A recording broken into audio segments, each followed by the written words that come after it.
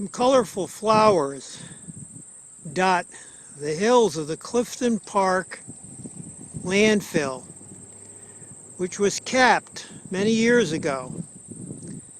Some volunteers, Girl Scouts, some of the members of the town's Buildings and Grounds Department and other employees came out here last spring and planted these flowers to try and attract bees, birds, and make it a little more beautiful. I'm Griffith for the Community News.